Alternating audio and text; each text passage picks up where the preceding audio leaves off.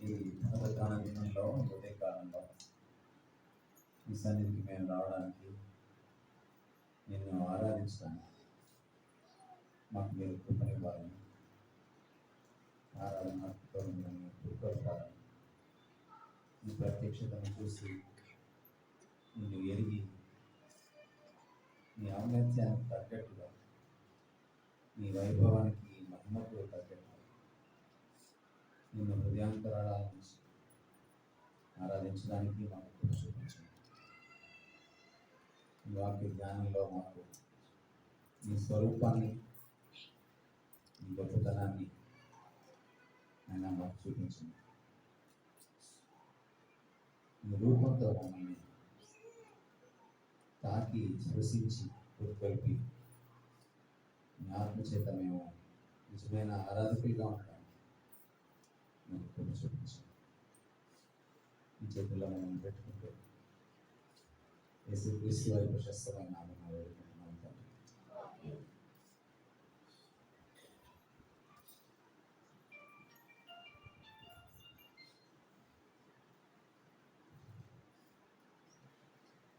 మొదటిసారి మీ సంఘంలో మాట్లాడటం చాలా సంతోషంగా ఉంది. విక్రమ్ అని నాకు బాగా పరిచయం అవడం వల్ల నిన్న నవీన్ మీ సంఘంలో ఒక కీలకమైన సభ్యులు, ఆయన కూడా నవీన్ గారి పాప బర్త్డేకి రావడం వల్ల మరుసటి రోజు ఆదివారం కావడం వల్ల ఇక్కడ మాట్లాడమని అడగడం జరిగింది. అంచేత మీ సంఘంలో ఇలా వాక్య పరిచయం చేయడానికి దేవుడు నాకు ఇచ్చిన కృపను బట్టి ఆయన్ని స్తుతిస్తూ, ఎవరైతే నన్ను ఆహ్వానించారో ముఖ్యంగా సంఘ కాపరి గారు పెద్దలకు కృతజ్ఞతలు తెలియజేస్తూ, యేసుక్రీస్తులో అడుగుబడినటువంటి సంఘంగా ఉన్న మీకు అందరికీ కూడా ఆయన దినంలో యేసుక్రీస్తు వారి శుభప్రద నామంలో శుభాలు తెలియజేస్తున్నాను. వాక్యం మనం చదివాము. వాక్యంలోకి వెళ్ళక ముందు ఒక మాట మీకు చెప్పి వాక్యంలో ఉన్న విషయాల్ని మనం పారాయణ చేయడానికి, ఆరాధనకు ఉపక్రమించడానికి మనం ప్రయత్నించాలి. ఆరాధన చాలా ప్రాముఖ్యమైనది. ఒక సంఘంలో ఆరాధన అన్నది అది ఒక కార్యక్రమం కాదు, అది ఒక క్రైస్తవుడి సహజ సిద్ధమైనటువంటి ప్రతిస్పందన. మనం ప్రభువుని ఎరిగితే, ఆయన ముగ్ధ మనోహర రూపాన్ని మనం మనోనేత్రాలతో చూడగలిగితే, మనం ప్రభువుని అనుభవిస్తూ ఉంటే ఆయన్ని పొగడకుండా ఉండలేము. అదే ఆరాధన. ఆరాధన అన్నది ఒక ఆదివారానికి పరిమితమైనది కూడా కాదు. మీరు ఎంతగా ప్రభువుని అనుభవిస్తారో అంతగా ఆరాధిస్తారు ప్రతిదినం. ఒక క్రైస్తవుడు ఆదివారం మట్టుకి ఆరాధిస్తుంటే అతను ఆరాధకుడు కాదు, క్రైస్తవుడు కాదు. ఎందుకంటే క్రైస్తవం ఆదివారానికి పరిమితం కాదు. ఆదివారం అన్నా ఆరాధిస్తున్నాం, కనీసం చాలే అని అనుకుంటే మీ భక్తి తృప్తి లేని భక్తి అన్న. పౌలు తిమోతి పత్రికలో భక్తికి తృప్తి ఉండాలి అని చెప్పాడు. సంతుష్టి సహితమైన దైవ భక్తి గొప్ప లాభసాధన. సో అంచేత ఆరాధించడం అంటే ప్రభువుని ప్రతిరోజు ఎంజాయ్ చేయడం. మనం చాలా ఎంజాయ్ చేస్తాం కదా చాలా విషయాలు. ప్రభువుని ఎంత ఎంజాయ్ చేస్తామో లోకాన్ని అంత తక్కువ ఎంజాయ్ చేస్తాం. ఇది గుర్తు. కానీ ఈరోజు చాలాసార్లు మనకి చర్చ్లో కనపడుతుంది ఏంటంటే, అన్ని సంఘాలు లోకంలో బాగా ఎంజాయ్ చేస్తాం, మళ్ళీ వచ్చే ఆరాధనలో కూడా అంతే ఎంజాయ్ చేస్తాం. ఆ ఆరాధన దేవుడికి నచ్చదు. ముఖ్యంగా క్రిస్టియన్ యూత్ ఈ తప్పులో ఉన్నారు. ప్రభువుని ప్రతిదినం ఎంజాయ్ చేయడమే ఆరాధన. ప్రభువుని అనుభవించిన వాడు ప్రభువుని ఆస్వాదిస్తాడు. The one who experiences the Lord will enjoy the Lord. ఎవరైతే ప్రభువుని అనుభవించరో వాళ్ళు ప్రభువుని ఆస్వాదించలేరు, ఎంజాయ్ చేయలేరు. ఎవరైతే ప్రభువుని ఆస్వాదించలేరో వాళ్ళు ప్రభువుని మనస్ఫూర్తిగా ఆరాధించలేరు. సో ఆరాధన ఓ మ్యూజిక్లోంచి పుట్టదు, లేదా ఒక కార్యక్రమంగా పుట్టదు. ఆరాధన ప్రభువుని ఎరగడంతో పుడుతుంది. సో ఎందరైతే ప్రభువుని ఎరుగుదురో వ్యక్తిగతంగా వాళ్ళే ఆరాధించగలరు. ఎరిగితే సరిపోదు, మారుమనసు పొందితే సరిపోదు, ఎరుగుతూ ఉన్నప్పుడే ఆయన ఆరాధించాలి. మనం వాక్యం చదివినా అందులో ప్రభువుని చూడడానికి మనము మనసు పెట్టాలి. వాక్యపు పుటల్లో the pages of the Bible must portray Christ అన్నమాట. యేసుక్రీస్తు వారిని మనకి చూపించాలి, మన కనుల ముందు ఆవిష్కరించాలి. చాలా మంది బైబిల్ ఎందుకు చదువుతారంటే, నేను పెళ్లి చేసుకుంటున్నాను, నాతో మాట్లాడని చదువుతారు. నేను అమెరికా వెళ్ళాలి, నాతో మాట్లాడని చదువుతారు. కానీ చాలా మందికి తెలియని విషయం ఏంటంటే, లేఖనాలు ప్రభువుని పరిచయం చేస్తాయి, ప్రత్యక్షితం చేస్తాయి. అందుకని లేఖనాల పరిచయం లేకుండా ఎవరు ప్రభువుని సరిగా ఆరాధించలేరు. మీరు యోహాను సువార్త 4వ అధ్యాయం 22వ వచనం చదివితే అక్కడ యేసుక్రీస్తు వారి సమరయ స్త్రీతో ఆ మాట అన్నారు, అమ్మా మీరు తెలియని దానిని ఆరాధిస్తారు, మేము తెలిసిన దానిని. మీరెవరు, మేమెవరు? మీరంటే సమరయులు, మేమంటే యూదులు. యూదులు వాక్యాన్ని బాగా చదువుతారు, అంతేకాదు వాళ్ళ దగ్గర ఆనాటికి పూర్తి వాక్యం ఉంది. సమరయులు వాక్యాన్ని సరిగా చదవరు, అంతేకాదు వాళ్ళ దగ్గర ఒక 4-5 పుస్తకాల కంటే పాత నిబంధనలో ఎక్కువ లేవు. కాబట్టి వాళ్ళకి వాక్యం తెలిసే అవకాశం ఉంది. మనం సమరయుల కంటే దౌర్భాగ్యం, ఎందుకంటే మన దగ్గర 66 పుస్తకాలు ఉంటాయి, కానీ మనం రోజుకి 66 నిమిషాలు కూడా బైబిల్ చదువుతామా?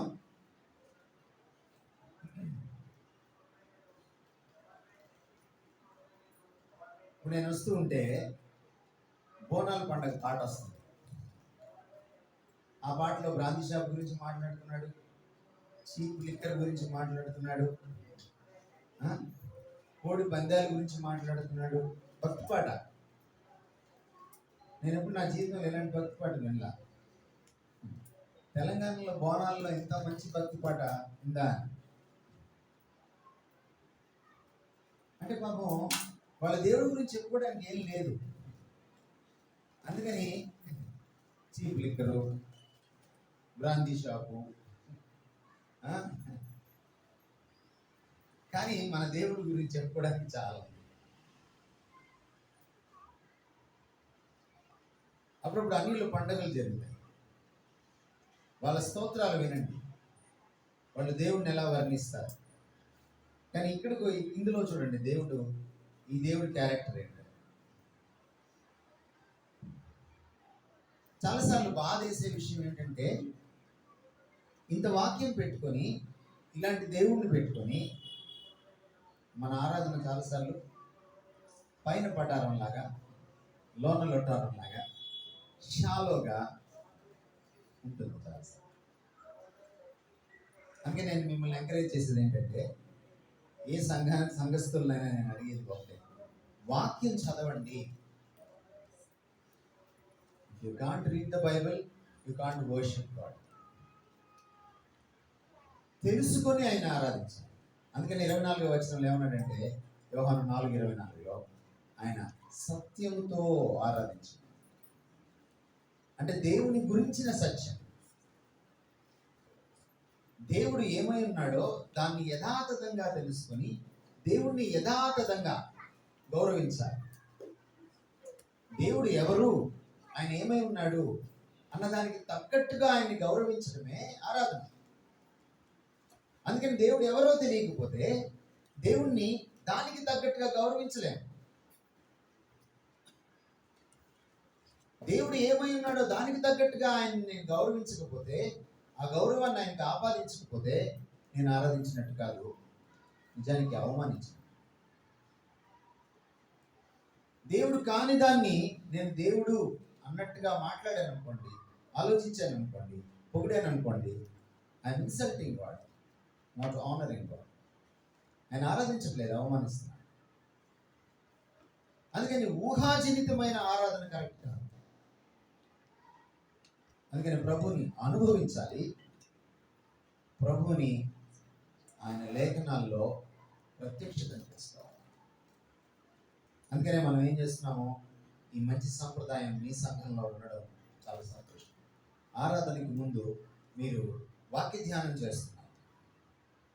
కానీ చాలాసార్లు ఏం జరుగుతుందో తెలుసా, ఇక్కడ చెప్పే ప్రసంగం వేరు, మీరు చేసే ఆరాధన మళ్ళీ మామూలే.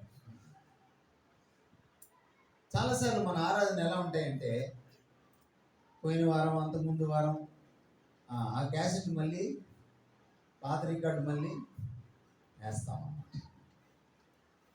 ఈరోజు పాస్టర్ గారు ఇక్కడ ఉన్నారు, నాకు తెలియదు మీ పాత రికార్డులు ఏంటో, ఆయనకి తెలుసు. పాత రికార్డు వినపడకూడదు మీరు ఆరాధించారు. కీర్తనకారుడు ఏమంటాడంటే, రాజును గురించి నేను బహుగా ఆనందిస్తున్నాను. ఎంత ఆనందిస్తున్నానంటే, నా నాలుక త్వరగా రాయు అని కలమవలేవు. నేను రాజును గురించి అందుకని కొత్త కీర్తన పాడుతాను, రచిస్తాను. మీరు ప్రభుని కొత్తగా తెలుసుకున్నప్పుడు కొత్తగా ఆరాధిస్తారు. మీరు ప్రభుని ఎప్పుడో తెలుసుకొని ఇక తెలుసుకోవడం మానేశారు అనుకోండి, మీ ఆరాధన పాత చింతకే పోతే మళ్ళీ తాలింపు వేసుకున్నట్టు తప్ప అది ఆరాధనలో ఉండదు. ఏమంటే అర్థమవుతుందా నేనేం చెప్తున్నాను?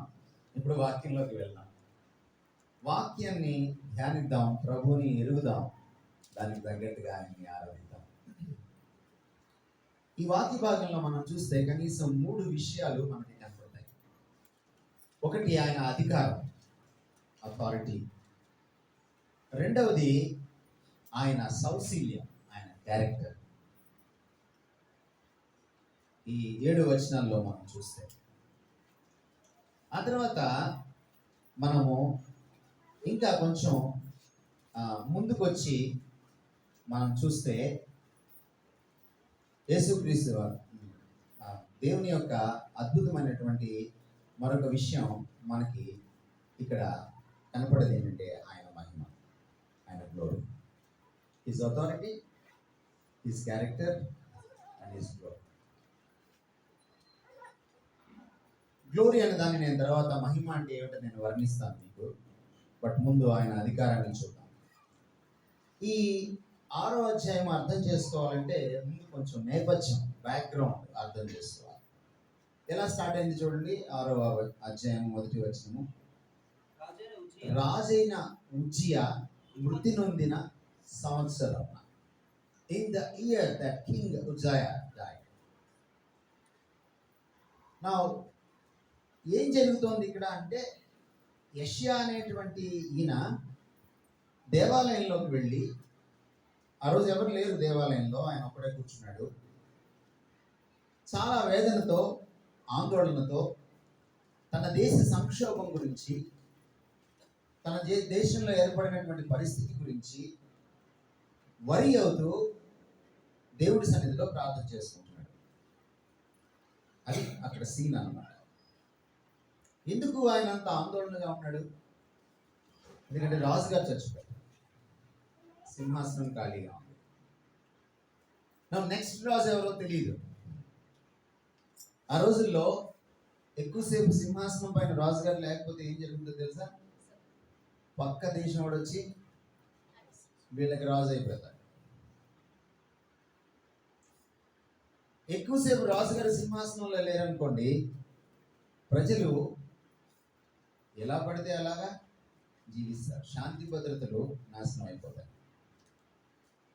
మీకు పాత నిబంధనలో ఒక మాట ఉంది, ఆ దినంలో రాజు లేడు కనుక జనులు ఎవరికి వారే ఎవరికి వాడే, నేనే రాజు నేనే మంత్రి అనుకుంటాడు. అది పరిస్థితి. అందుకని యెషయా వరి అవుతున్నాడు, చాలా ఆందోళన చెందుతున్నాడు. ప్రభు ఏంటి ఈ పరిస్థితి? యెషయా కళ్ళు మూసుకుంటే ఏం కనపడుతుందంటే యెషయాకి ఆ ఖాళీ అయిన రాజసింహాసనం కనపడుతుంది. ఏంటి నా దేశ భవిష్యత్తు? మనలాగా యెషయా మా అమ్మాయి సంగతి ఏంటి, మా అబ్బాయి సంగతి ఏంటి, నా అమెరికా సంగతి ఏంటి, నా ప్రమోషన్ సంగతి ఏంటి, నా పెళ్లి సంగతి ఏంటి, మా ఇంటి సంగతి ఏంటి, ఎప్పుడు కట్టుకుంటాను, ఇవి ఆలోచించలేదు యెషయా. యెషయా తన దేశం గురించి, తన ప్రజల గురించి ఆలోచించాడు. ఆ టైంలో ఈ దర్శనం యెషయా చూశాడు. కనపడ్డం ఆయనకి ఏం కనపడిందంటే ఇంకొక సింహాసనం కనపడింది. ఆయన దేవాలయంలోకి వచ్చి కూర్చొని మోకరించి ప్రార్థన చేసేటప్పుడు ఆయన మనసంతా ఖాళీ సింహాసనమే. దేశంలో ఉన్నటువంటి సమస్యలు, సంక్షోభం. కానీ అకస్మాత్తుగా ఆయన ఇప్పుడు ఇంకో సింహాసనం చూశాడు. ఆ వర్ణన చూడండి ఎంత అద్భుతంగా ఉందో. అత్యున్నతమైన సింహాసనం, అత్యున్నతమైన సింహాసనం పైన ప్రభువు ఆసీనుడైయుట చూచితిని. ఎంతమంది చూస్తున్నారు మీరు ప్రభువుని? అత్యున్నతమైన సింహాసనం. ఏంటి అత్యున్నతమైన సింహాసనం అంటే? ఆయన అధికారము అందరికీ మించిన, అన్నింటికీ మించిన అధికారం. అది అత్యున్నతమైన సింహాసనం. ఈ ఖాళీ అయిపోయింది సింహాసనం. ఉజ్జియా గారి అధికారం, యూదా రాజు అధికారం, ఆ అధికారం పైన ఉన్నటువంటి అధికారం. అంతేకాదు మన సమస్యలకు, సంక్షోభాలకు పైన ఆసీనుడై ఉంటాడు ఆయన. దాని అర్థం ఏంటంటే ఆయన సర్వాధికారి, సార్వభౌమాధికారి. ఆయన చేయి దాటిపోయిన ఒక పని కూడా, ఒక పరిస్థితి కూడా, ఒక సమస్య కూడా, ఒక కష్టం కూడా లేదు.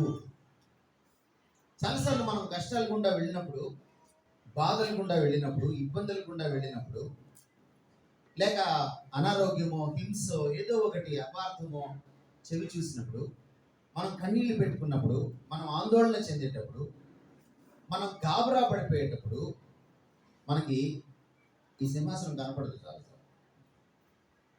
గుణమే చేసుకుని చెప్పండి, కనపడుతుంది. కానీ దేవుడు ఏం చెప్తున్నాడంటే, నువ్వు కష్టాల్లో నన్ను ఆరాధించగలవా అని అడుగుతున్నాడు. చర్చిలో ఆరాధించడం ఈజీ. సంక్షోభం మధ్యలో, సమస్య మధ్యలో ఎప్పుడు ఆరాధించగలం ఆయన్ని? అత్యున్నతమైన సింహాసనం పైన ప్రభు ఆసీనుడై ఉండుట చూచితిని. చూచినప్పుడు ప్రభు అన్నప్పుడు ఇక్కడ హెబ్రీ భాషలో అదనాయ్. అదనాయ్ అంటే సర్వాధికార ప్రభు అన్నారు. కేవలం ప్రభువు కాదు, సర్వము తన గుప్పెట్లో పెట్టుకొని పరిపాలించేవాడు. ఏది ఆయన చెయ్యి దాటిపోని పరిస్థితి. ఈరోజు మనం భయంకరమైనటువంటి విషయాలు మణిపూర్ గురించి వింటున్నాం. కానీ మనం ఒకటి మర్చిపోకూడదు, ఆయన అత్యున్నతమైన సింహాసనం పైన ఆసీనుడే. ఆయన ఈ దేశ ప్రధాని పైన, మణిపూర్ రాష్ట్ర ముఖ్యమంత్రి పైన కూడా పైనున్న అధికారి. బహుశా మనం చూసినప్పుడు మనం బెంబేలెత్తిపోయేటువంటి పరిస్థితి ఉందేమో, కానీ ఆయన ఒక రోజున ఆయన చేయవలసింది చేస్తాడు. ఆయన చూస్తూనే ఉన్నాడు. ఆయన కంట్రోల్ దాటి ఏది వెళ్ళలేదు. మనం ఆరాధనలో చూడవలసింది ఏంటంటే ఆయన అధికారం చాలా ప్రాముఖ్యం. నిజమైన ఆరాధకుడు, ముఖ్యంగా క్రైస్తవ ఆరాధకురాలు ఎంత కష్టం వచ్చి మీద పడినా చెల్లించరు. ఎందుకంటే వాళ్ళు అత్యున్నతమైన సింహాసనం పైన ఆసీనుడై ఉన్నవాడిని చూస్తారు. మనం అప్పుడప్పుడు కొన్ని పాటలు వింటాం, మంచి పాటలే, అవి తప్పు పాటలేం కాదు.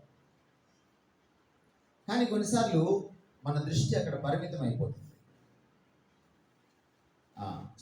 మన స్తుతుల పైన సింహాసనాసనుడు. విన్నారా పాట మీరు? మీరు ఎప్పుడు అంటే మీరు స్థుతిస్తే ఆ స్థుతి పైన ఆయన సింహాసనం వేసుకుంటాడు అని, అంటే మీరు స్థుతించకపోతే సింహాసనం పడిపోద్దా అని అనుకుంటామ్మా. సార్ అన్య భక్తులు కూడా వాళ్ళు ఏమనుకుంటారంటే, మనం కానీ దేవుడికి సేవించకపోతే, ఆయనకి మొక్కు ఇవ్వకపోతే, లేకపోతే ఆయన్ని పూజించకపోతే, ఆయన ఆరాధించకపోతే ఆయనకి ఏదో తక్కువైపోద్ది అనుకుంటారు. అందుకనే పౌలు ఏమన్నాడంటే, ఏజెన్సీలో ఉన్న విగ్రహారాధికులతో మాట్లాడేటప్పుడు, వాళ్ళు ఆరాధికులే కాకపోతే విగ్రహారాధికులు, వాళ్ళతో ఏమన్నాడంటే, తనకేదో కొదువైనట్టు మనుషుల చేతులతో సేవించబడే దేవుడు కాదు ఈయన. నీ స్తుతి ఆయనకి ఏమి యాడ్ చేయదు. నువ్వు స్తుతించినా స్తుతించకపోయినా, యెషయా చూసినట్టు నువ్వు చూసినా చూడకపోయినా, ఆయన అత్యున్నత సింహాసనం పైన ఆసీనుడయ్యే ఉంటాడు. అధికారం ఆయన చేతిలోనే ఉంటుంది. అంతేకాదు, నీ స్థుతుల పైన మాత్రమే ఆయన ఆసీనుడు కాదు, నీ సంక్షోభం పైన కూడా ఆయన ఆసీనుడు, నీ సమస్యల పైన కూడా ఆయన ఆసీనుడు, నీ ప్రతి కష్టం పైన, నీకు అలవగాని ప్రతి ఇబ్బంది పైన ఆయన ఆసీనుడు. Everything is in his control. అదే ఇక్కడ చెప్తున్నాడు. యెషయా, నువ్వు ఖాళీ అయిన ఉజ్జియా సింహాసనాన్ని చూడకు. నువ్వు ఏ సింహాసనాన్ని చూడాలి? ఈ సింహాసనాన్ని చూడు. ఈ సింహాసనం ఎప్పుడు ఖాళీ అవ్వదు. దేవుడికి మరణం లేదు. ఉజ్జియాలు వస్తారు, వెళ్ళిపోతారు. ఈరోజు ఆ సింహాసనం ఉంటుంది, రేపు ఆ సింహాసనము ఉండదు. ఈరోజు దావీదు సింహాసనం లేదు ఇశ్రాయేలు, కానీ నా సింహాసనం ఉంటుందే. ఇది అన్నిటికంటే పైన ఉండడమే కాదు, ఇది ఎల్లప్పుడూ ఉంటుంది. నీకు సంక్షోభం వచ్చినప్పుడు, నీకు సమస్య వచ్చినప్పుడు, నీకు అలవిగాని విషయాలు నీ జీవితంలో జరిగినప్పుడు, ఉపద్రవాలు వచ్చినప్పుడు, నువ్వు ఓడిపోయినప్పుడు, నువ్వు చూడాల్సింది దేన్ని? నా సింహాసనాన్ని అని చెప్తున్నాడు బ్రో. ఈరోజు ఆయన ఆరాధించగలమా? ఆయన సర్వాధికారి అని. అక్కడ ఉన్న మాట చూడండి. ఆయన చొక్కాయి అంగి అవి ఎలా ఉంది అంట, అది దేవాలయం అంతా నిండిపోయింది. ఒక రాజుగారి అంగి అంటే అర్థం ఏంటంటే, వాళ్ళు వెనక భుజానికి కట్టుకుంటారు అనమాట. రాజుగారు వెళ్తుంటే వెనక ఆ రోప్, దాన్ని నిజానికి అంగి అని కూడా అనకూడదు, చాలా పొడుగ్గా ఉంటుంది అది. మీరు అప్పుడప్పుడు క్రిస్టియన్ పెళ్ళిళ్ళలో చూస్తుంటారు, పెళ్లి కూతురు వెనక ఉంటుంది అనమాట, వేయి లాంటిది అనమాట, ఊదా రంగులో ఉంటుంది అది, రాచరికానికి గుర్తు అనమాట. అంటే ఆయన రాచరికము మొత్తము దేవాలయం అంతా నిండుకుపోయిందంటే అర్థం ఏంటంటే, ఆయన రాచరికం కిందకి రానిదంటూ ఏ మూల కూడా లేదు. నీ జీవితంలో ప్రతి చిన్న విషయం కూడా ఆయన రాచరికం కిందకి, అంటే ఆయన అధికారం కిందకి, ఆయన ప్రభుత్వం కిందకి వస్తుంది అన్నమాట. దేవుడు మనతో మాట్లాడుతున్న రెండో విషయం ఏంటంటే, నువ్వు నిజమైన ఆరాధకుడివి, ఆరాధకురాలు అయితే నీ జీవితంలో ఉన్నటువంటి ప్రతి చిన్న అంశము ఆయన ప్రభుత్వం కిందకి తేవాలి. అది ఆరాధన. ప్రభువా నువ్వు సర్వాధికారివి అంటే సరిపోదు. నీ చదువు, నీ ఉద్యోగం, చివరికి నీ వాట్సాప్, ఫేస్బుక్ అకౌంట్ కూడా, నువ్వు ఎవరితో మాట్లాడుతున్నావు, ఏం మాట్లాడుతున్నావు, నువ్వు యూట్యూబ్లో ఏం చూస్తున్నావు, ఎలా చూస్తున్నావు, నువ్వు డబ్బులు ఎలా ఖర్చు పెడుతున్నావు, ఎలా సంపాదిస్తున్నావు, చివరికి షాపింగ్ కూడా ఎలా చేస్తున్నావు. నువ్వు సోమవారం నుంచి శనివారం దాకా ఒక్కదానివే ఉన్నప్పుడు ఏం మాట్లాడుతున్నావు, ఎవరితో మాట్లాడుతున్నావు, నీ జోకులు ఎలా ఉన్నాయి, నీ చూపులు ఎలా ఉన్నాయి, అన్నీ ఆయన అధికారం క్రిందకి రావాలి. మొదటి పేతురు పత్రిక 3:15 పేతురు అది చెప్పాడు, మీ హృదయముల యందు క్రీస్తును ప్రభువుగా ప్రతిష్ఠించండి. మనం ఆయన ప్రభుత్వం కిందకి రాకుండా ఆయన ఆరాధించలేం, ప్రభువా అని అనలేం. అందుకనే ప్రభు చెప్పాడు, ప్రభువా ప్రభువా నన్ను పిలుచు ప్రతివాడు పరలోక రాజ్యాన్ని. అయితే ఎవరు ఆయన చిత్తానికి లోబడాలి.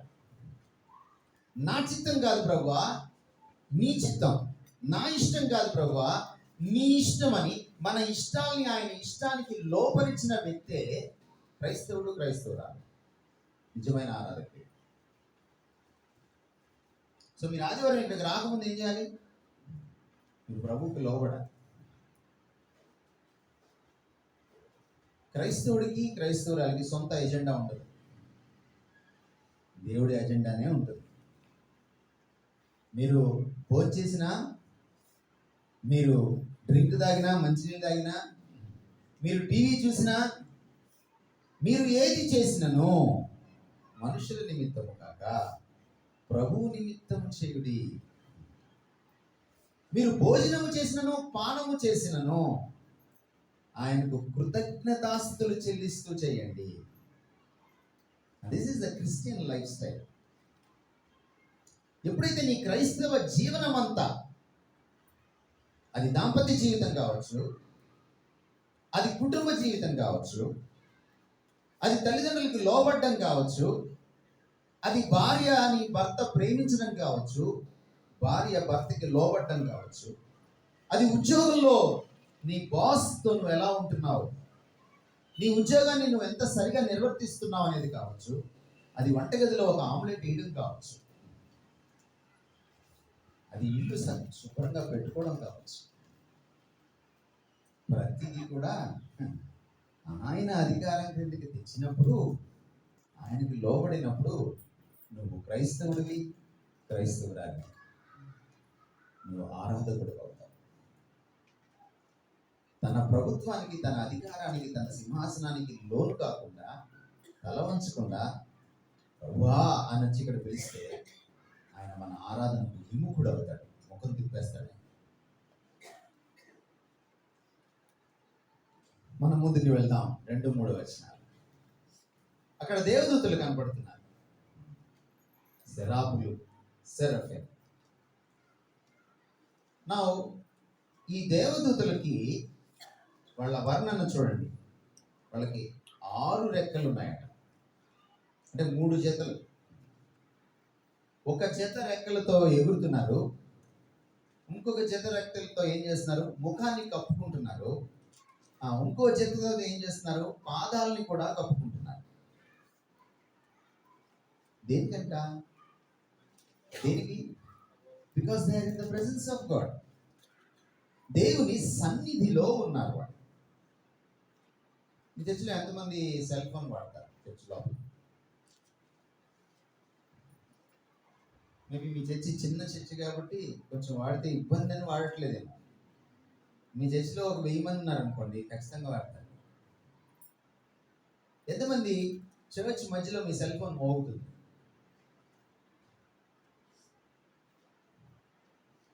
మీరేమన్నా నరేంద్ర మోడీనా?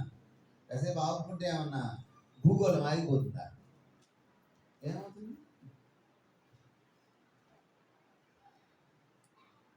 దీన్ని బట్టి మనకేం అర్థమవుతుంది? దేవుని సన్నిధిని గౌరవించడం మనకి చేత కాదు. దేవుని సన్నిధిని గౌరవించడం చేత కాకపోతే దేవుణ్ణి ఆరాధించడం చేతమవుతుందా?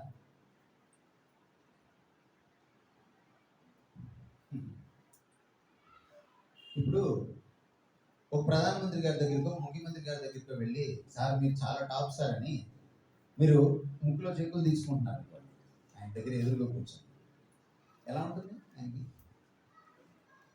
లేదా చెవులు ఎలా అంటున్నారు? ఆయన గౌరవించినట్ట? మీ నోరేమో ఆయన గౌరవిస్తుంది. కానీ మీ శరీర భాష ఏమో ఆయన్ని అవమానిస్తుంది.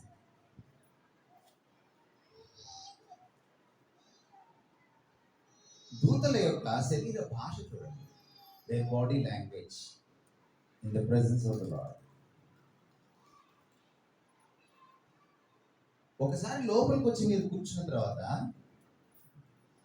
మీరు మళ్ళీ బయటికి వెళ్ళేదాకా ఇక్కడ ఆయన సమక్షంలో మీ బాడీ లాంగ్వేజ్ ఎలా ఉంది అనేది కౌంట్స్.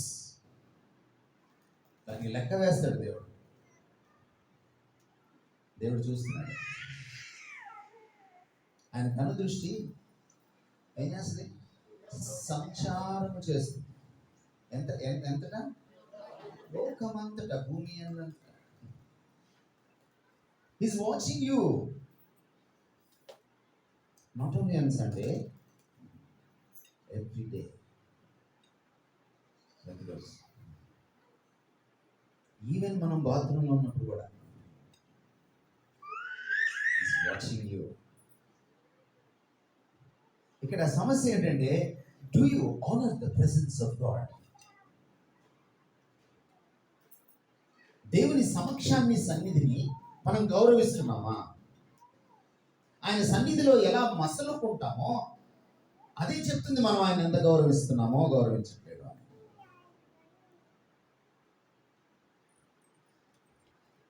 ఆరాధన. ఒక పాట పాడితే ఆరాధన అయిపోదు ఏమండి? ఇంకా చూద్దాం. 2వ వచనంలో ఇంకో అర్థం ఏమిటంటే, వాళ్ళు తాళలేకపోతున్నారు. ఆయన సన్నిధిలో వాళ్ళు తాళలేకపోతున్నారు. అందుకనే ముఖాన్ని కప్పుకుంటున్నారు, అందుకనే శరీరాన్ని కూడా కప్పేసుకుంటున్నారు. అంటే ఆపాద మస్తకం వాళ్ళు 4 రెక్కలతో కప్పేస్తున్నారు. తల నుంచి అరికాలి వరకు కప్పేసుకున్నారు వాళ్ళు. ఆ పరిశుద్ధమైన దేవుణ్ణి చూడలేకపోవడమే కాదు, నిలువలేకపోతున్నారు. They feel that holy presence of God. దేవుని సన్నిధికి వచ్చి మీరు ఎంతమంది ఆయన పరిశుద్ధ సన్నిధిని ఫీల్ అవుతారు? ఈ ఫీలింగ్ అనేది ఉంది చూసారా, ఇది మనిషి నుంచి మనిషికి మారుతుంది. ఎంత ముద్దు పడితే అంత తక్కువ, ఎంత సున్నితంగా ఉంటే అంత ఎక్కువగా. ఇంటికి ఎప్పుడైనా ఎలక్ట్రీషియన్ వచ్చాడా? అప్పుడప్పుడు చెప్పులు కూడా వేసుకోకుండా ఎలక్ట్రిక్ పనులు చేసేస్తాడు. అతనికి షాక్ కొట్టినా ఏం కాదు. అదే మనకు షాక్ కొడితే వెళ్ళి అక్కడ పడతాం. ఏంటి తేడా? ఎలక్ట్రికల్ డిపార్ట్మెంట్ నవీన్ గారిని అడగండి, తేడా ఏంటి? అలవాటు అయిపోయింది, ముద్దుపడిపోయాడు అన్నమాట. మనం చాలా మంది ఎలక్ట్రీషియన్స్ లాగా ఉన్నాం. అలవాటు అయిపోయింది ఎడాపెడా జీవించడము. దేవుని సన్నిధిని, ఆ ఉన్నటువంటి ఆ గొప్పతనం, ఆ పరిశుద్ధత మనల్ని తాకట్లేదు. ఎందుకంటే లోకాన్ని అంతగా కప్పేసుకున్నాం. We are insulated by worldliness. లోక తత్వము చేత, అంటే అది ఒక పొరలాగా కమ్మేసింది మనం. అందుకనే మనం దేవుని సన్నిధిని గౌరవించలేకపోతే. నిన్న రాత్రి ఆ హోటల్లో ప్రసంగం చేస్తుంటే, అందరికీ సువార్త చెప్తుంటే, ఎక్కువ కాల్ చేసింది ఎవరంటే హిందువులు కాదు, క్రైస్తవులు. వాళ్ళ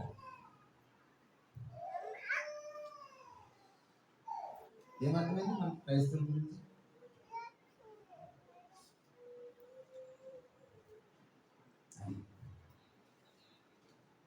God won't accept our worship. 3వ వచనానికి వద్దాం. వాళ్ళు ఒకళ్ళతో ఒకళ్ళు అరిచి చెప్పుకుంటున్నారు, పాట పాడి చెప్పుకుంటున్నారు. ఇందాక మీరు ఉత్తర ప్రత్యుత్తరాలుగా చదివారు కదా 7 వచనాలని. వాళ్ళు కూడా ఒక చరణం ఒకళ్ళు పాడితే ఇంకో చరణం ఇంకోళ్ళు పాడుతున్నారు అనమాట. ఏం చేస్తున్నారు? వాళ్ళు ఆరాధిస్తున్నారు ఆయన్ని. వాళ్ళ ఆరాధన చూడండి, 3వ వచనము, నిన్ను ఆరాధిస్తాం, నిన్ను ఆరాధిస్తాం, నిన్ను ఆరాధిస్తాం అని లేదు. మరి కొత్త తమాష పాటలు వచ్చాయి ఈ మధ్య. ఆరాధన నీకే, ఆరాధన నీకే, ఆరాధన నీకే. ఇదే చివరిదాకా.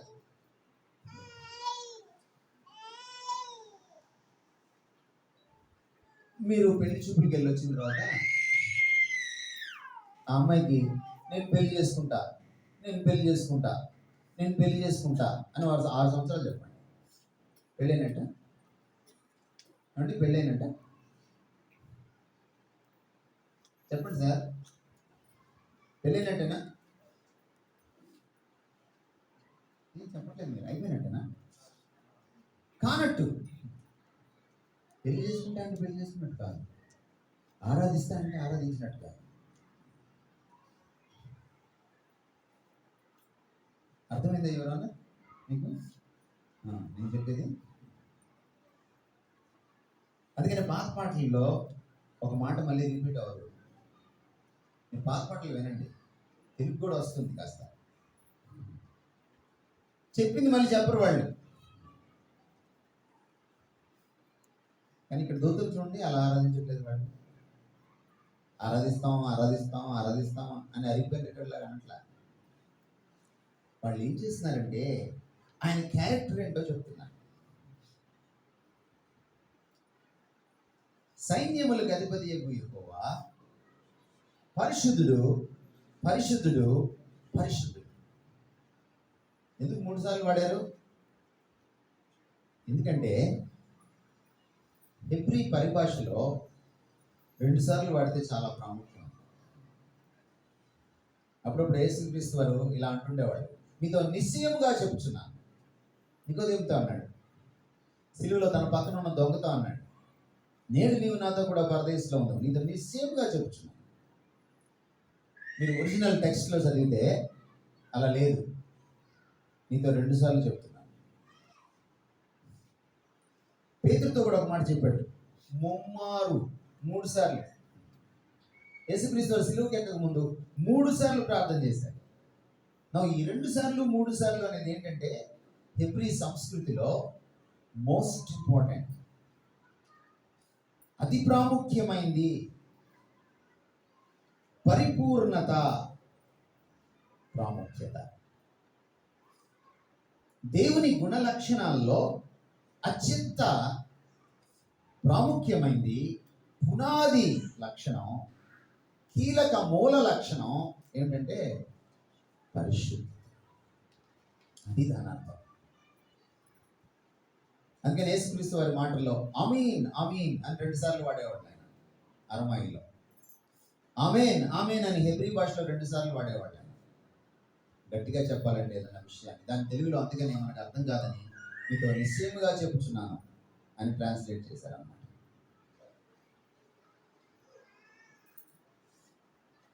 ఏంటి ఆయన పరిశుద్ధత అనేది కాసేపు ఆలోచన చేద్దాం మనం. ఏంటి ఆయన పరిశుద్ధత? మీకు ఒక తెల్లకాయతం ఇచ్చి పెన్ ఇస్తే పరిశుద్ధత గురించి ఏం రాస్తారు మీరు? స్పెల్లింగ్ కూడా కరెక్ట్ రాయలేరని నా అమ్మ తెలుగులో. ఇంగ్లీష్లో ఈజీ కదా. తెలుగులో పరిశుద్ధత కరెక్ట్గా రాయగలరా? మీరు చైతన్యంలో చదువుకుంటే అసలు రాయలేరు.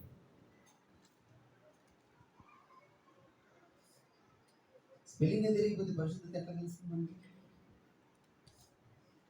పరిశుద్ధత అంటే ఎవరితో కలవంది, అన్నిటికీ అతీతమైంది. థియాలజీలో అదర్నెస్ అంట. పరిశుద్ధత అంటే అద్వితీయమైంది. ఇంకా ఆయన ఎవరితో చేరడు. అందుకని ఆయన గురించి వర్ణించేటప్పుడు వేల్పులలో నీ వంటి వాడు లేడు. There is none like you. నేను నా మహిమను ఎవరితో పంచుకోను. నాకు అటు కానీ ఇటు కానీ ఇంకెవడూ లేడు. నేను తప్ప వేరొక దేవుడు నీకు ఉండకూడదు. I'm unique, I'm the one and only one. పరిశుద్ధత. ఆయన పాపులలో చేరక మిక్కిలి హెచ్చైన ప్రధాన యాజకుడు. పరిశుద్ధత. ఈ రోజున మన నీతి ప్రమాణాలన్నీ అక్కడి నుంచే వచ్చాయి. దేవుడు మోషేకి ధర్మశాస్త్రం ఇచ్చేటప్పుడు తానే స్వహస్తాలతో వేలితో రాసిచ్చాడు. ఆయన పరిశుద్ధతలోంచి పుట్టింది వ్యభిచారం చేయకూడదు అనే మాట, ఆజ్ఞ, ప్రమాణం. ఆయన పరిశుద్ధతలోంచి పుట్టింది దొంగతనం చేయకూడదు అనే ఆజ్ఞ, ప్రమాణం. ఆయన పరిశుద్ధతలోంచి పుట్టింది నీ తోటి వాడిని నువ్వు నీలాగా ప్రేమించాలి, ప్రమాణం. ఆయన పరిశుద్ధతలోంచి పుట్టింది నాకు ఇచ్చే స్థానం నువ్వు ఎవరికి ఇవ్వకూడదు, నా బొమ్మ నువ్వు పెట్టకూడదు, నన్నుగా నువ్వు పూజించాలి, గౌరవించాలి. ప్రపంచంలో ఉన్న ధర్మం అంతా, మనస్సాక్షుల్లో ఉన్న ధర్మం అంతా ఇదిగో ఈ ధర్మమూర్తిలోంచి వచ్చింది. అది పరిశుద్ధత. సమస్త ప్రమాణాలకి మూల ప్రమాణం ఆయన పరిశుద్ధత. అందుకని ఆయన ప్రేమలో పరిశుద్ధత ఉంటుంది, ఆయన కోపంలో కూడా పరిశుద్ధత ఉంటుంది. ఆయన కోపంలో కూడా తప్పు పట్టలే. మనం కొన్నిసార్లు ప్రేమలో తప్పు చేస్తాం కదా, అందుకని ప్రేమలో పడ్డారంటారు, దూకారంటారు. మీరు ఎప్పుడైనా గమనించారా? ఎందుకు ప్రేమలో పడ్డారంటారు?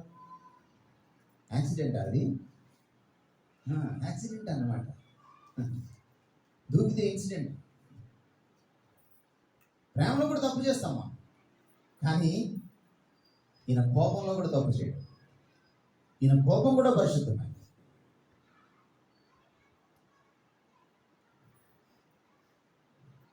అందుకని ఆయన అంటున్నాడు, నేను పరిశుద్ధుడై ఉన్నాను కనుక మీరును పరిశుద్ధులుగా ఉండాలి. ఎంత పరిశుద్ధులుగా ఉండాలి? నేను ఎంత పరిశుద్ధుడినో మీరు అంత పరిశుద్ధంగా ఉండాలి. నేను పరిశుద్ధుడై ఉన్న ప్రకారము, మొదటి పేతురు పత్రిక 1వ అధ్యాయం 15-16 వచనాలు చదివితే కనపడుతుంది. సమస్త ప్రవర్తన యందు. ఎవరైనా గవర్నమెంట్ వాళ్ళు ఎవరైనా గవర్నమెంట్లో పనిచేస్తారు మీ చర్చలో? ఎనీబడి గవర్నమెంట్ వాళ్ళు లంచాలు తీసుకుంటున్నారా? మీరు పరిశుద్ధులు కాదు. లంచం ఇవ్వకపోతే సంతకం పెట్టడం లేట్ చేస్తున్నారా? మీరు పరిశుద్ధులు కాదు. ఇక్కడ ఎవరైనా పెళ్ళైనటువంటి స్త్రీలు ఉన్నారా? మీ ఆయనతో అబద్ధం ఆడి పట్టు చీర కొంటున్నారా? మీరు పరిశుద్ధులు కాదు.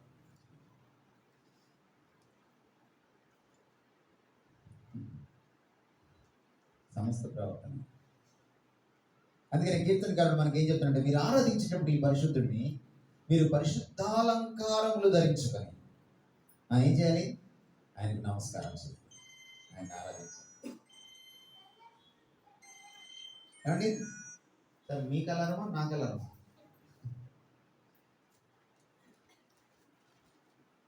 ఆయన పరిశుద్ధత గొప్పతనం. నిజానికి పాపం లేకపోవడం పరిశుద్ధత కాదు, పరిశుద్ధత లోపించడం పాపం. మనం చాలాసార్లు ఏమనుకుంటామంటే, మన దగ్గర కొన్ని పాపాలు చిట్టా ఉంటుంది. ఈ పాపం నేను చేయట్లేదు, ఈ పాపం నేను చేయట్లేదు, ఈ పాపం నేను చేయట్లేదు, నేను బాగానే ఉన్నాను, నేను మహాపరిశుద్ధురాలిని, నేను మహాపరిశుద్ధుడిని అనుకుంటాం. మనకు సిగరెట్ తాగే అలవాటు ఉండదు. సిగరెట్ తాగేవాడు అంటే మనకు మహాకంపరం కంపు. కానీ మనం చేసే వెదవ పనులు మనకు అర్థం కాదు. ఇక్కడ చూడండి, ఆయన పరిశుద్ధత ఎలాంటిదంటే, యెషయా ఆయన సన్నిధికి రాగానే, మీరు 5వ వచనంకి వెళ్ళి చూడండి, యెషయాకి ఆయన పాపం అంటే అర్థమైపోయింది. అలాంటిది ఆయన పరిశుద్ధత. మీరు దేవుని పరిశుద్ధ సన్నిధికి వచ్చి ఆ పరిశుద్ధ దేవుడిని అనుభవించి మీరు ఆరాధిస్తే మీ పాపం దాచుకోలేరు. చిన్ని పాపం కూడా కనపడుతుంది. యెషయా పాపం ఏంటంటే, ఒకసారి బయటనే చూడండి. యెషయా పాపం ఏంటో ఏంటి? ఆయన పాపం పెదవులు అపవిత్రమైన. ఎంతమంది క్రైస్తవులకి బూతులు పాపం? ఎంతమంది క్రైస్తవులకి పక్కన వాళ్ళ గురించి గాసిప్ చేస్తామే, అది పాపం. గుసగుసలు పక్కింటి ఆవిడ గురించి, ఎదురింటి ఆవిడ గురించి. ఎంతమంది క్రైస్తవులకి అబద్ధాలు ఆడటం పాపం? చాలా మందికి పాపం కాదు ఇన్ఫర్మేషన్. ఎందుకు కాదో తెలుసా? ఈ పరిశుద్ధుని ఇంకా కలుసుకోలేదు వాడు. ఆయన పరిశుద్ధత ఎలాంటిదంటే, ప్రతి చిన్న పాపాన్ని బయటేస్తుంది.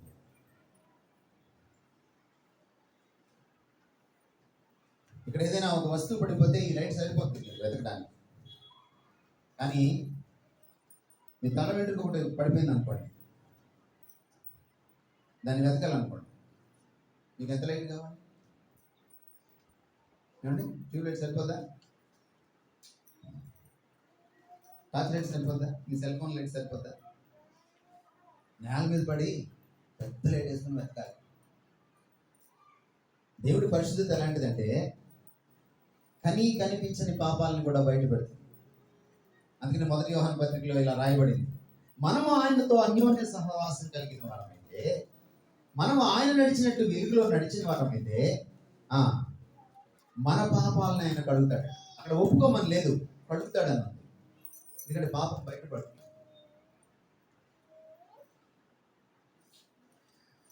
నిత్యము ఆరాధించే క్రైస్తవుడు నిత్యము పాపం కడుక్కుంటూ ఉంటాడు. గమనించండి ఈ విషయాన్ని. అంతేకాదు, ఆయన పరిశుద్ధత ఇంకా ఎంత గొప్పదంటే, యెషయా బాధపడుతూ ఉన్నాడు. యెషయాని స్పృశించి యెషయాని పునీతుణ్ణి చేసిన పరిశుద్ధత. మన దగ్గర పరిశుద్ధత ఉందనుకోండి, పక్కనోడికి అంటుకోదు. నేను ఒక పాప మీద చేసాను అనుకోండి, వాడు పరిశుద్ధత అయిపోడు. మనం చాలాసార్లు పవిత్రత అపవిత్రత గురించి మనకి చాలా మిడిమిడి జ్ఞానం ఉంటుంది. మనం అనుకుంటాం, ఓ బస్సుకి కూర్చుంటే అక్కడ అపవిత్రం అయిపోతామేమో అనుకుంటాం, ఎందుకంటే అక్కడ అన్నిటి కూర్చున్నాడు కాబట్టి.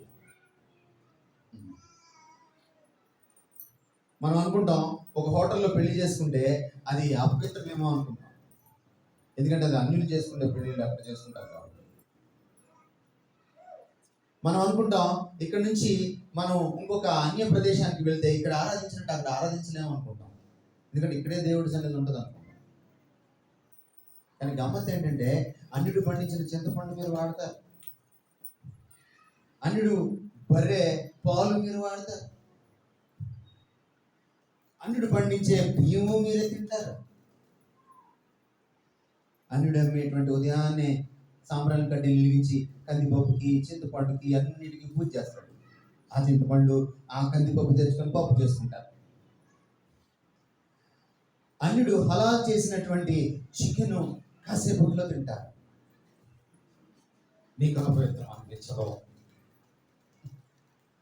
ఎంత గమ్మత్తైన వాళ్ళం కదమ్మా. ఈ పిచ్చి పరిశుద్ధత కాదు ఏం చెప్తుంది ఇక్కడ. దేవుని పరిశుద్ధత ఎలాంటిదంటే, నిన్ను ఆయన అడిగితే నువ్వు అన్యుల దగ్గరికి వెళ్ళిన తర్వాత కూడా నువ్వు అపవిత్రం అవ్వవు. Mind this. అందుకనే దోష చెప్తున్నాడు, గాబరపడకు. ఇదిగో ఆయన సన్నిధి నుంచి, ఆయన బలిపీఠం నుంచి తెచ్చిన నిప్పు కణికే, ఈ కాలే కట్టే నిన్ను పునీతం చేస్తుంది. ఈరోజు ఇక్కడ కూర్చున్న వాళ్ళకి ఎంతమందికి నిశ్చయిత ఉంది, ప్రభు నా పాపాలను కడిగాడు, నేను కడుక్కున్నాను. ఒకవేళ నిశ్చయిత లేకపోతే ఈ పరిశుద్ధుని మీరు పరిశుద్ధంగా ఆరాధించలేరు. మనం ముగించుకున్నాం. మళ్ళీ 3వ వచనంలో వద్దాం. సర్వలోకము దేనితో నిండి ఉందట? మహిమతో నిండి. ఏంటైన మహిమ? మనం చాలా ఎక్కువ క్రైస్తవులు వాడే పదం అండి కదండి. మీరు 10 లైన్లు రాయగలరు మహిమ గురించి. దేవునికి మహిమకరంగా మీటింగ్లు జరిగాయి, దేవునికి మహిమకరంగా ఫంక్షన్ జరిగింది కదండి. మధ్య మధ్యలో మనం దేవునికే మహిమ.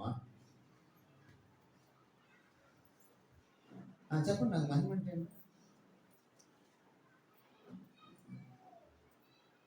ఏమండి? ఈ మధ్య ఇంకా కొంతమంది స్పీకర్లు బయలుదేరారు, వాళ్ళ గురించి అంతా చెప్పుకొని చివరిలో దేవునికే మహిమ అంటారు అన్నమాట. డబ్బా కొట్టుకుందంతా ఆయన గురించి, చివరిలో ఏంటి? దేవునికే మహిమ. అదేంటి? ఇంకా ఇంకో ఘోరం ఏంటంటే, యూట్యూబ్లో ఎక్కువ మంది చూశారనుకోండి, ఈయన ఒక పోజ్ ఇస్తాడు ఇలాగ, 1,00,000 మంది చూశారు, 10 లక్షల మంది చూశారు. మళ్ళీ చివరిలో దేవునికి మహిమ. ఎంత వేషధారణ! ఏమిటండి దేవునికి మహిమ అంటే ఏమిటి? దేవునికి ఉన్న గౌరవం, ఘనత, గొప్పతనం, దాన్ని దేవునికి మహిమ అంటారు. అందుకని మనం పరలోక ప్రార్థనలో ఏమని చెప్తాం? మహిమ, ఘనత, ప్రభావము నీకే చెల్లునుగా. అంటే నాకు చెల్లకూడదని.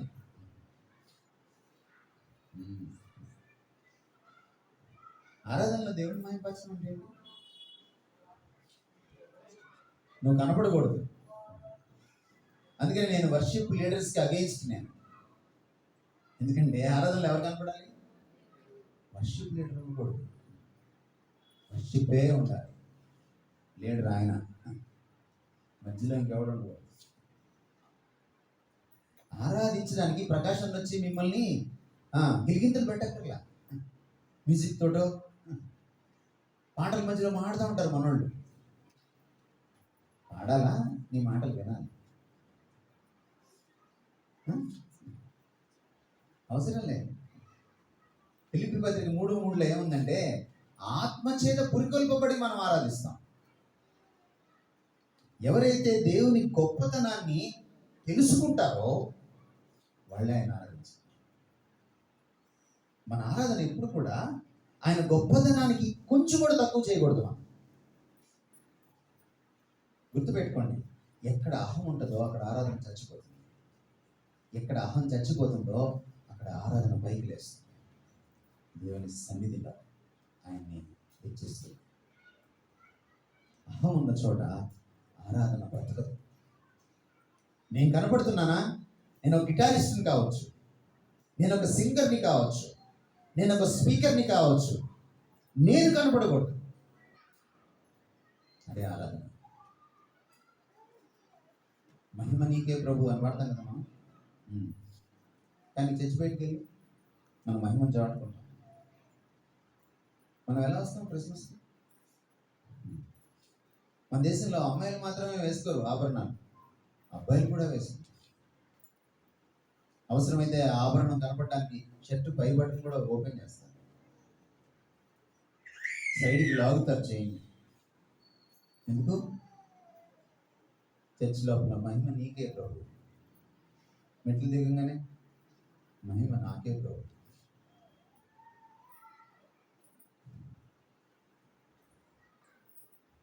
నువ్వు ఏ రకంగా నువ్వు చూపించుకోవడానికి ప్రయత్నం చేసినా నువ్వు ఆయన మహిమను గుర్తించలేదని అర్థం. ఆయన మహిమకు తగ్గట్టుగా ఆయన్ని కనపరచలేదని అర్థం. ఇంకా చూడండి, ఇక్కడ ఉన్నమాట సర్వలోకము. ఏంటి దాని అర్థం ఏంటి? మీరు వెళ్ళి ఒక గడ్డి పువ్వుని చూడండి, మీకంటే అందంగా ఉంటుంది. అది ఆయన మహిమ, అది ఆయన మహిమ. మీరు వెళ్ళి అంతరిక్షంలోకి వెళ్ళి ఒకసారి టెలిస్కోప్లో చూడండి, అంతరిక్షంలో ఎలా ఉంటుందో. అది ఆయన మహిమ. మీరు ఒక సముద్రం దగ్గరికి వెళ్ళి కాసేపు కూర్చోండి, మీరు ఒక జలపాతం దగ్గరికి వెళ్ళి కూర్చోండి, అది ఆయన మహిమ. నేనెవరు నాకు వాట్సాప్లో పంపించారు, చేతిలో ఒక పిట్టను పట్టుకున్నారు, చాలా కలర్ఫుల్గా ఉంది. ఆ పిట్ట గొప్పతనం ఏంటంటే అది 360 డిగ్రీస్లో తిరుగుతుంది. దాని తల మామూలుగా మనం తల ఎలా తిప్పగలం? ఇక్కడ దాకా వెళ్ళి మళ్ళీ యువతలకు వస్తుంది. పూర్తిగా తిప్పారనుకోండి హారర్ మూవీ అయిపోతుంది కదా. ఓ పిట్టకే ఇంత ఉంటే మీరు పిచ్చుకల కంటే శ్రేష్ఠులు కదా. మీలో ఎంత ఉండాలి? మీలోని మహిమకు కూడా కారణభూతుడు ఎవరు? ఈయనే.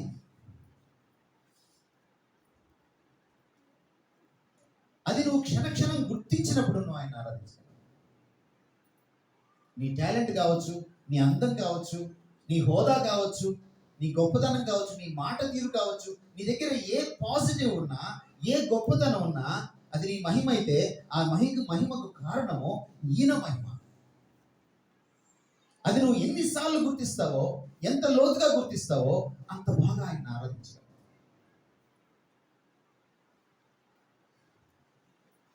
నిజమైన ఆరాధకుడు ఆయన మహిమ వెనక దాక్కుంటాడు. నకిలీ ఆరాధకుడు తన మహిమను చాటడానికి ఆయన మహిమ ముందు గుట్టుగంతలు వేస్తుంటాడు. అర్థమవుతుందండి మీకు నేనేం చెప్తున్నాను? ఆయన అధికారం, ఆయన సౌశీల్యం, ఆయన మహిమ, his authority, his character and his glory.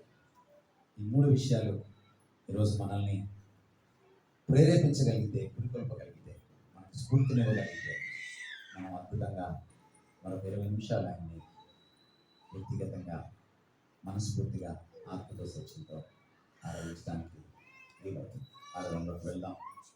Pastor గారికి మైక్ అప్పగిస్తాను.